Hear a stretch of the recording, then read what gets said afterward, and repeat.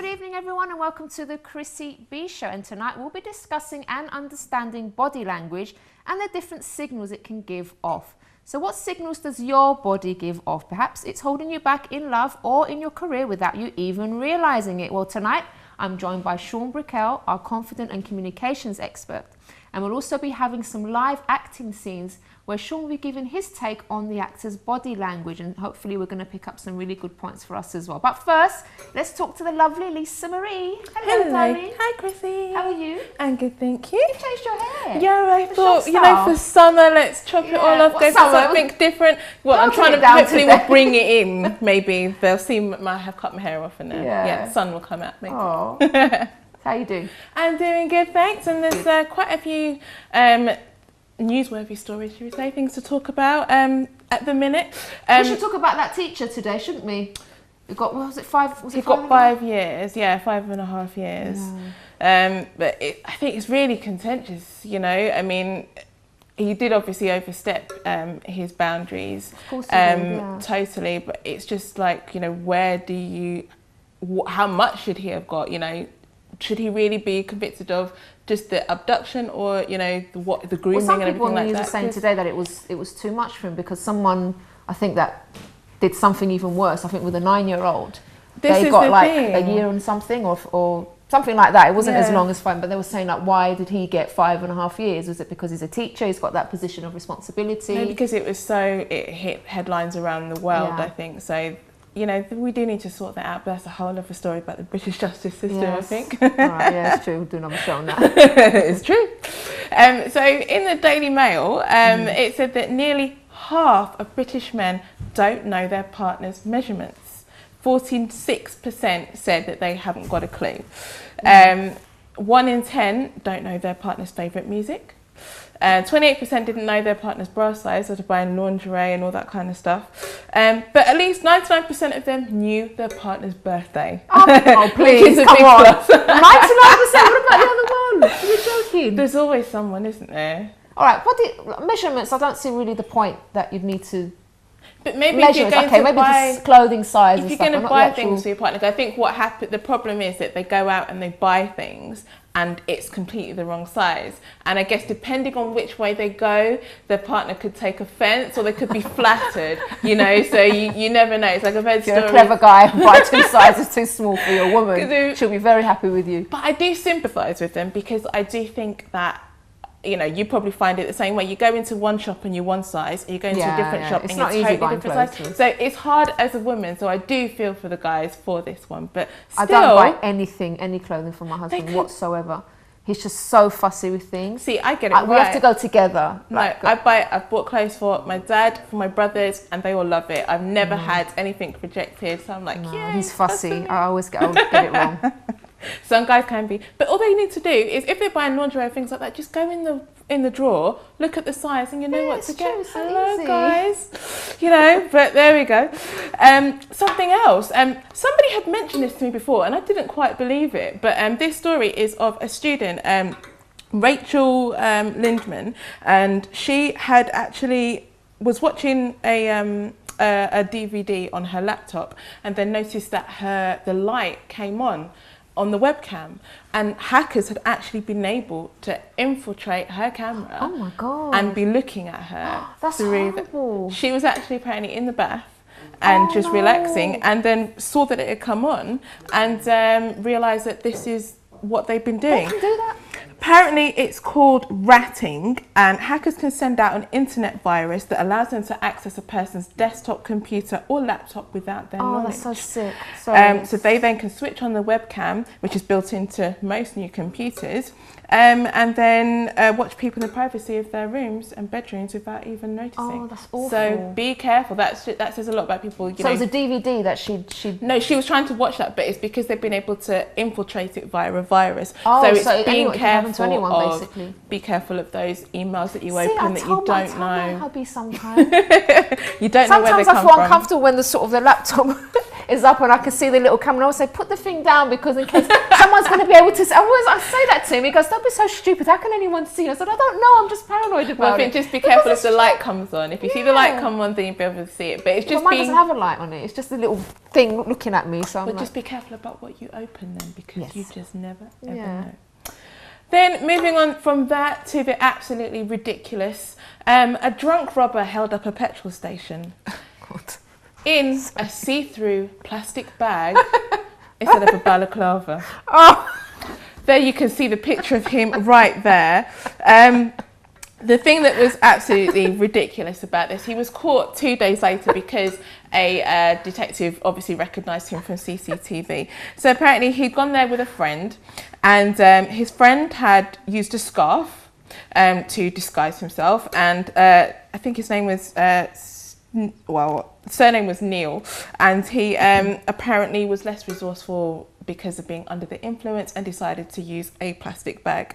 Apparently his friend pointed his phone at the lone counter worker and demanded cash, pretending it was a mobile phone. But as soon as she realised, it was a gun, and as soon as she realised, she pressed the alarm and they fled with nothing. And obviously the detective recognised them a couple of days later. Not that difficult. I mean, he could have chosen an opaque one that you can't actually see through. I mean, of all the things, he could have suffocated himself as well because. Apart from everything else. It's absolutely ridiculous. Some of these things you really just couldn't make them up. I mean, really? So now he got himself 2.5 years in prison for his I think the police must, I mean, obviously it's traumatic for the people that, the victims, but definitely. I think they must have had a laugh about it as well. Even the police must have had a laugh. Of course, can you imagine when you're actually watching something like that on CCTV and seeing that is what they came up with? I mean, really? I mean, I know that it was a last minute plan while they're drunk, but you could have, even if you put a jumper over his head. Do you know if they had a history? Apparently, like petty crime.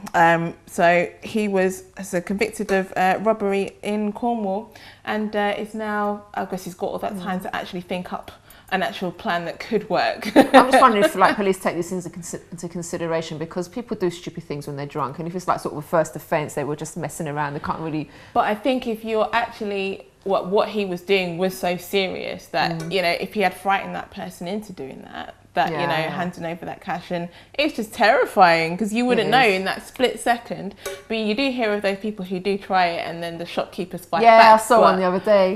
But you never know what you might do faced with that situation. Adrenaline fear takes over. You never know. And then moving on to what's been happening in Brazil recently, and that has just been on every news channel, reported on every newspaper about what's been happening. And obviously the concern is that Brazil is hosting the World Cup next year, and then the Olympics a couple of years after that. And it's a lot of pressure. And it's known for having, quite high crime rates and things like that already. And I think with such spectacles that are coming here that are going to have a worldwide audience, people are thinking, are they actually going to be able to cope? Because the Confederations Cup that's going on right now was what was supposed to kind of be a taster for people to be able to see, can Brazil cope with something of this magnitude? And it hasn't stopped the games going on, and FIFA haven't wanted to cancel anything. And so far, they've managed to stop any protests coming close enough to gain entry to the stadiums. But I mean, they're causing obviously hundreds and thousands of dollars worth of damage. Apparently up to 1 million people have protested. And when you think of what they're actually protesting against, I mean, it did kind of start with a bus fare increase rise. Which, by the way, has actually been cancelled. So they were listening in regards to that. But they're also protesting that a lot of the favelas, the shanty towns, people are being kicked out of their homes, and their houses bulldozed to the ground to basically make way for new things for the World Cup and for the Olympics. And people are saying that they have such bad, education, there's not enough money in education, not enough money in health and safety and all these different things, but yet they're ploughing billions into the World Cup. So you can understand where they're coming from. And it is one of the 5th largest populated countries in the world. So they, people do have a right to protest, which actually the president has said peaceful protests, is part of democracy, and she welcomes those. But some some of the people, they are taking it a bit far. I mean, if you saw some of we saw some of the pictures on screen just before, but they are causing a lot of damage there. So hopefully they'll all be able to get it sorted, because people did say the same thing about London, because obviously a year prior we had the riots in Tottenham, and it spread, mostly in the south, but it did spread throughout the country. That wasn't a million people exactly, was it? Well, Brazil's a lot bigger. So, but London then was able to host a very successful game. So, we'll see what happens. We'll see what happens. We've got about 30 seconds left for this one. Oh, okay. 1 minute, I've been told. All right, no problem. The last one is about TV licence dodgers excuses. These are absolutely ridiculous. It obviously does cost, the government a lot to chase these things up. But you had one person who said he didn't bother to buy a licence because he stolen the TV set, so he didn't think that he would have to buy. Stolen the TV set? Yeah, he didn't think he would have to buy a licence for that. Some people think. One person actually claimed that their dog was related to the Queen's Corgi, so that's why that they couldn't also pay for the TV licence. So who knows? I've heard it all. They've heard it all. Apparently what they're actually doing is making an animation of all these excuses and is putting it up on YouTube as well. Lisa, thank you so much, my darling. Pleasure. Okay, after that news, we're going to go to a quick break, and then afterwards Sean Brickwell will be joining us, who's a confidence and communications expert. So join us after this.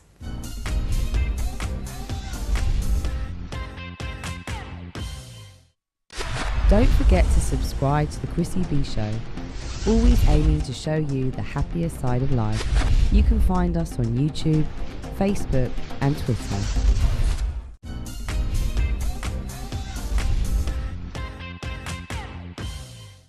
Welcome back to our body language show. Now joining me, we have Sean Brickwell and also Tilia Canaville. Hi. How are you? Both very well, thank you. Good. Now you've done a bit of coaching for Tilia recently, haven't you? Certainly have. Should we have a look at the video first, and you can come back and tell us about it? So let's take a look at this.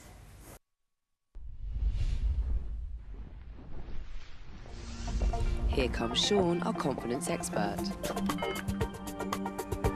Tilia, hi. Thanks very much. Who's come to help Tilia, who seems to be in a bit of a pickle at work. Hiya. Hello, Tilia. How are you? Hi. Nice to meet you. Thank you for coming. Pleasure. Thank you very much. So, Tilia, how can I help you? So basically, a lot of things have been going on at work. There's things with my managers. My managers make me feel as if I don't do anything right. They make me feel as if, like, there's something wrong in everything that I do. So it makes me second guess everything that I do. Like if I go to a customer and the customer is like asking me for something, I second guess myself.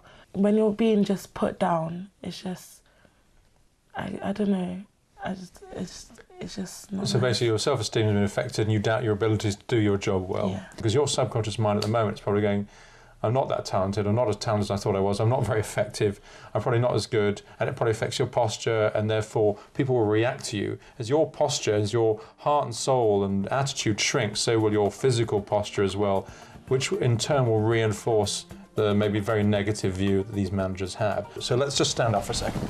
So, first thing I would is you could probably add another inch or two to your height. At the moment you're like this, a bit around the shoulder. Just put your shoulders back for a second. That's it. Now lift your head.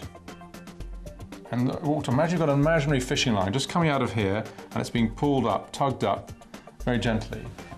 And that's, okay, that's you. And just extend the neck, not so you're sticking your chin up too much, but just almost like you're being lifted up. You feel your upper body lifting, your shoulders are relaxed and down by their back, your neck is up, and you're standing already.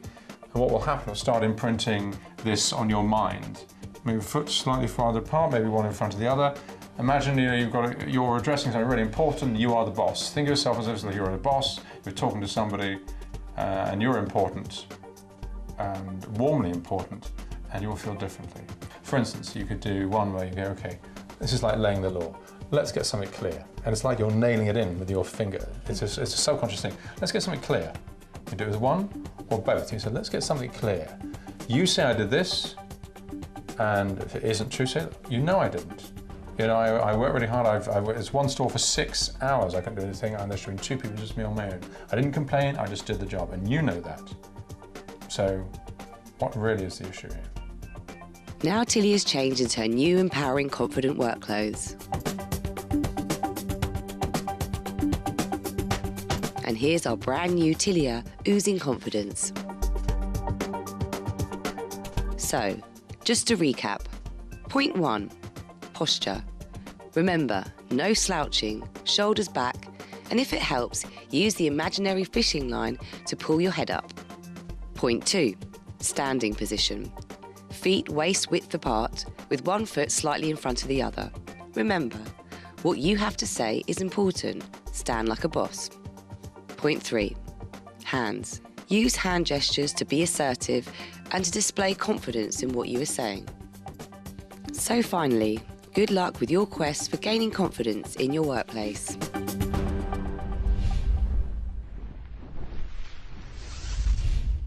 Great stuff. So, tell us what you see different than in Tilly, apart from the lovely hairstyle and Well, stuff. I amazed it in the colour and also the way she walked in, because it's like she's 2 or 3 inches taller. When I first met her, the voice was very meek, round-shouldered, and she's got a great presence, a beaming presence and smile, and it looks fantastic. You tell by the colour, and actually your colours do affect the way you feel about yourself. There's research into this. They say a lot about how you think of yourself, where you fit into the world, and when you walked in, you 2 or 3 inches taller, you have more poise. You know, you're the sort of person who should have been the boss to the people who are giving you a hard time when you were bosses. Yeah. Yeah. Tilly, how do you feel about it after that, doing that session there? How did you feel afterwards? Afterwards, I felt actually that, like, you know, I can think before I get dressed. It actually helped me to be a bit more confident, because as you were saying, colour, it plays a huge role in how we feel about ourselves. So like when I'm wearing something bold, I feel more bold, if you get what I mean. Like if I'm wearing like this colour, whereas all the other times I'd wear like black or like grey or like really dull colours, you feel, oh, I don't really look that nice today. But when you wear like, you know, red lipstick, or you wear the red shoes, or a really bright top, it really makes you like come out of your comfort zone, and it makes you just out there. So that's kind of how it is for me. And what about sort of the way you walk and stuff like that? Has that changed? Or the fishing line was a very good help. Like even now, like whenever I'm sitting, I'm just like, ooh, okay, I'm okay. So I do that, and then I sort of start going like this again, but I have to work on my posture. I think it takes a bit of practice every so often. You have to think, wait, am I sitting right? Yeah, I'm sitting right. So that's it for me.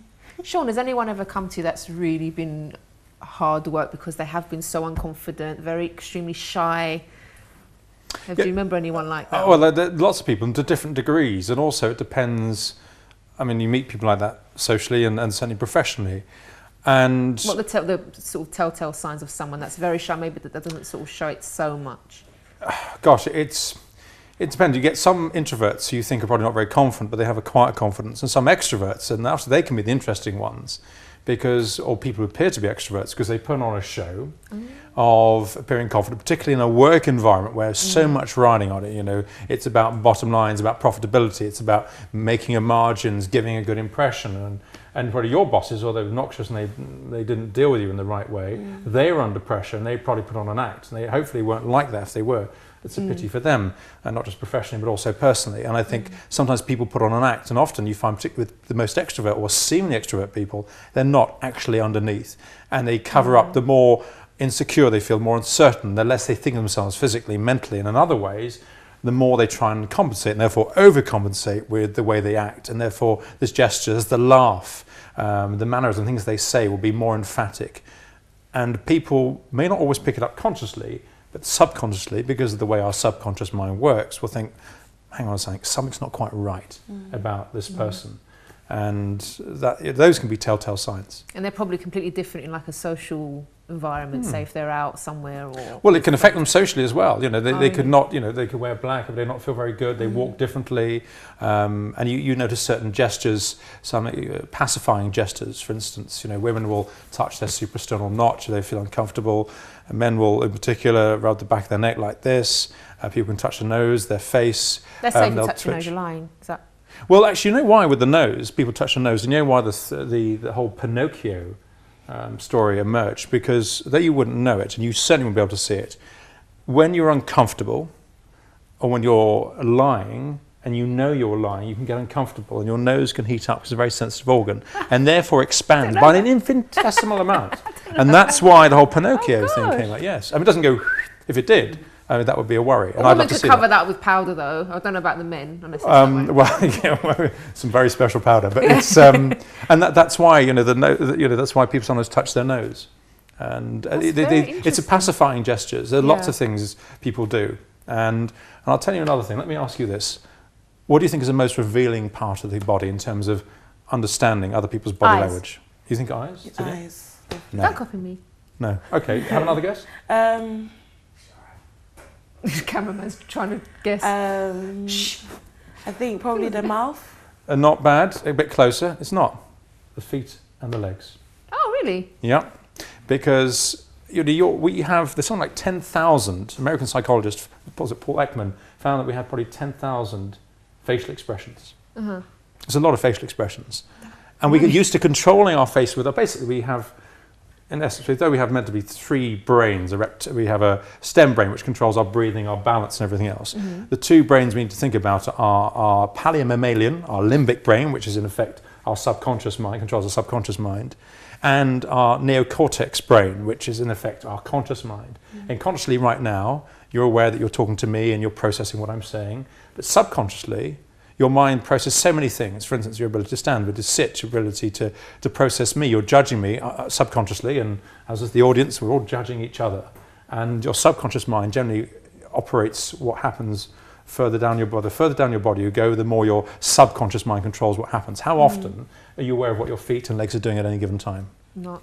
And yet that's what makes them so revealing. I'm thinking, am my feet in the right position? No, and you're crossing your legs in my direction. That's always a good news. This is just comfortable. I always do left over right, so don't take it personally. But you're onto a good thing. And you don't tend to think of what your feet and your legs do because your subconscious mind is controlling them. But you control your face a lot because from a kid you were told, oh, don't do this and don't look scowl, at Mr. Don't scowl and don't be so rude to the neighbour and don't look like that and what are you laughing at? And we control our facial expression. You're going to be helping us with some acting scenes because we've got some live ones coming up after this break. We've got our actors Jamie and Carly. Did I get the names right? Yes, I did. that was without looking at the auto cue. So they're going to be showing us some live acting scenes, and then Sean's going to be dissecting everything, aren't you, Sean? Indeed. And telling us, what they could do better and stuff like that. Tia, thank you so much. Thank you. I love the colours on you. Looks beautiful. So join us after this.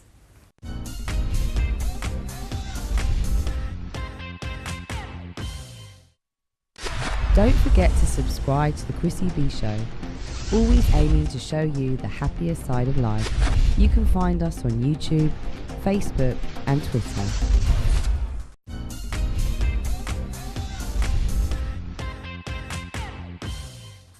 Okay, so now it's time for our acting scene, so pay close attention. Let's go, guys. Hi Jamie, it's a pleasure to meet you today. Thank you for coming in. Sure, I brought you a copy of my CV. Great. Just in case you want to look over anything else. It's all pretty straightforward though, Right.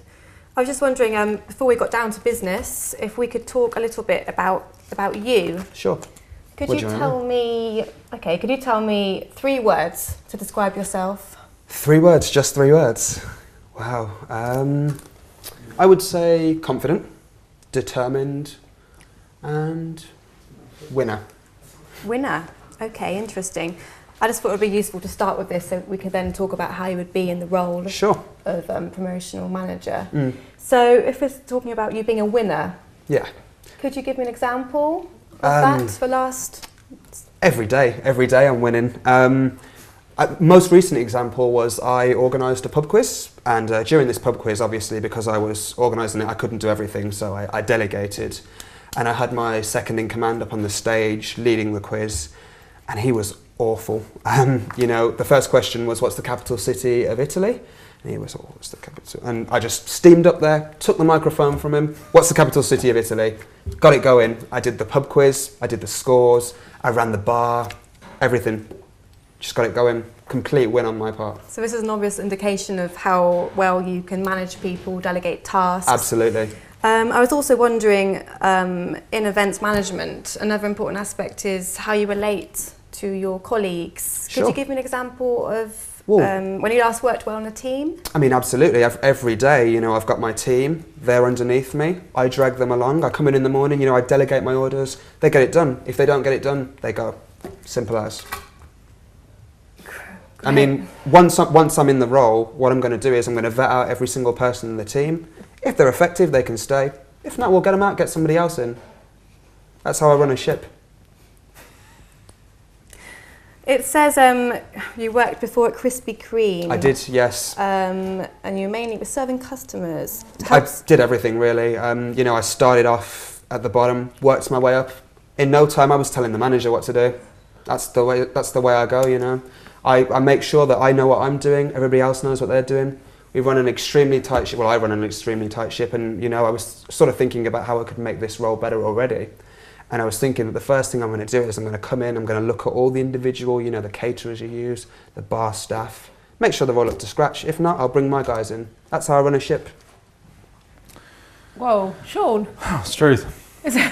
And that, obviously, very good acting, I must say. Yeah, in real life, they're awesome. Okay, a few things here. Obviously, Jamie's very, very confident. And you could tell partly by his tone, too confident, you can be overconfident. And certainly sometimes men, and certainly when we're dealing with women, they can, not all men, but some men can still talk down to women. That's an element to take into consideration. And watching, where do we start? First of all, with the hands are very revealing. They're like the sort of vocal cords of body language. Mm-hmm. And when you're talking about taking the team doing this, there's a lot of quite violent fist action. And there's the best way of putting it. And it's sort of quite aggressive, like you almost want to punch the person you're talking to, and in a meeting, which is not so good. The hands are very, very important. And what was interesting was that as you were doing that, Jamie, various things happened. Carly, you actually crossed your right leg over your left. Now, it's partly because of the way you're sitting and the angle, but you crossed your leg away from Jamie. Now, he wouldn't be able to see that, and the legs are very, very revealing. Then you did what you're sort of doing now. You sort of, you kind of rested your chin on the top of your sort of fingers like this, your sort of, I would say clenched fist. And that's sometimes a sign that you're bored. And if you're in a meeting, a business meeting, or an interview, and you see the person you're meeting doing that, you need to worry. Start worrying, quite frankly, and because they're supporting their head. To me a few times, people have done that to me. They're overcome, and they were the wrong people. They didn't know what to do with themselves. You completely left them flummoxed. Thank you. Great, this is going really well. Taxi. I'm confident. Okay, and I'll put some good stuff as well. But what was it? You did that, and it's something to be aware of. They do that, they need to change a tone. And also, another thing you did a little bit of waggling. I call you a bit of a waggler and a nodder. And what happens with your foot? If the camera can see like this with my foot, here I am. If somebody does that gently, that's nodding or waggling from side to side. It means they've heard something or seen something they're not comfortable with. Yeah. And there's something to be. You wouldn't be able to see that, Jamie, but it's very revealing as a third party. And because the legs and the feet are so revealing, they're very instinctive. And you probably, Collie, didn't realise you were actually doing that. Gosh, there's so many things as well. The hands, for instance, what to do. Okay, we talk about some things which are not so good. Another thing you did, by the way, was pout. Not in that hello, big boy type way, but in that sort of, when somebody pouts, and certainly in this sort of scenario, what it can mean is that you've heard something which you're not really entirely sure with. And people can do it with their friends, like, really, Sean? You have an awesome hairstyle? That sort of pout. And what are you laughing at? It's great. My other one's in the boot of the car. But, you know, that's something you did. You did it 3 times, interestingly. So what to do with your hands? I wouldn't have done that. And this is, you didn't quite do that. You almost did it. This is seen as a sort of quite an offensive weapon. It's like psychologically, it's like a club, and that's how the subconscious mind of the other person you're talking to sees it. So the best thing to do is an open palm. You go like this, you know, open palm. It's less threatening. And if you want to lay down the law, you don't do this, and you certainly don't point, which is even more aggressive. Yeah. What you can do is go, right, put your hands down like you're sort of spreading something out evenly, like I'm laying down the law. I'm a serious operator, I mean business. Just laying your hands down like that, or something that Tony Blair and certain politicians are trained to do. It's like you're doing this, they're nailing a point down. Yeah. Another thing is what Tony Blair loved doing this. It's called the OK gesture. He'd do it sort of like this. You know, trust me, I'm a sociopath, allegedly. That's a bit cheeky. Anyway, that's something you can do. It means I'm being really emphatic. That's just the OK gesture. And also the eye contact is very important as well. And at times, your gaze, you were sort of looking away, and I know you're in role, you did it very, very well. I'm not sure how much of that was instinctive because you're so good at acting, the two of you. And sometimes if somebody looks away and they look down a lot, and you're looking down probably more than you should have, and you weren't engaging, and sometimes you're breaking state instinctively. What I mean by breaking state, we're talking like, say you and I are talking, Chrissy, and you were getting on really well, what I will sometimes do is sit back. And that can, if you're getting on well with the other person, they'll lean forward, and that's a sign that they're keen to maybe engage with you more. They don't like the fact you've broken state, you move back a bit. I move back in again, subconsciously you feel more engaged. It's often you don't realise it's happening. Shall we see another scenario now of you not being so confident? Let's take a look. Hi Jamie. Hello. Thank you for coming in today. Thank you for having me. I see you've brought a few things with you. Yeah. CV. I've bought you a CV and I bought the National Record of Achievement. Ah, Krispy Kreme. Great. I see you've got a fair bit of experience here, diverse. I was just wondering, before we got down to business, if you could just tell me a bit about yourself. Okay. What 3 words do you think your friends would describe you as? Oh, I guess reliable, responsible, and obedient. Obedience? Yeah. Could you give me an example of, in a work scenario, the last time you were obedient and the reason? I mean, daily I work very much that if you give me an instruction or if you tell me to do something, then I get it done. Right. Yeah. And I think that's the sort of I think that's what's important in a team, that if you are told to do something, then you do it. Of course, teamwork is an important aspect. I was wondering how you would, if you could talk about how you would deal in being in a managerial role. Do you have much experience? Yes. Just leave that one there because we've almost time for a break. So I'd just like to hear Sean's opinion on this one. Obviously, this is the other extreme, isn't it? Yeah, it is. I mean, what was interesting, and what your hands were doing, and sometimes people tug their fingers, you see it pressure and socially, it's like tugging at negative strings, there's some negative thoughts, and some people do it without realising. That's a bad sign.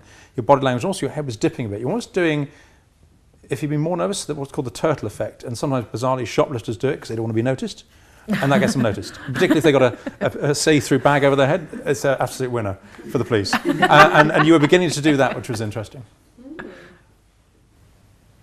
Anything else?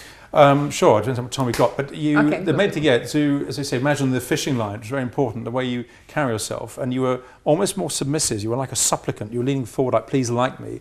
And before, you were forward, you were back, you were expansive, your chest had opened. And also, if your chin lifts up as well, it's a sign of a confident person because you expose part of your neck. It's just to say, I'm in control, but it can look, it's too high, it can look condescending. But your chin was up, whereas this time it was down, and that's a sign. Gravity is often an indication that somebody's arms are by it. You were using your arms, but now they were almost stuck to the table, and you were gripping your pad, and that's a sign of, that was a sort of comforting gesture. And more gravity kicks in, generally that can be a sign that somebody doesn't feel so sure of themselves. So these are all giveaway telltale signs. Great. So after the break, we're going to see a couple more scenes, one to do with love and one to do with friendship as well. So join us after this.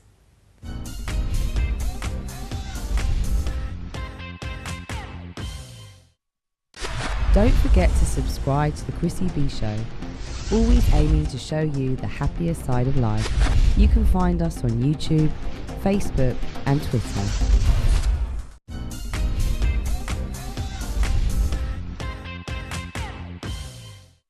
So what are the signals that your body's giving off? Let's go to an acting scene about love this time. Hi, Jamie. Hi, Carly. Nice to meet you. Thanks. So, do you come here often, or first time? To be honest, I don't come here that often. Oh. It's probably like my 3rd time here. Oh, okay. What do you think of it? Do you like it? Yeah. Yeah.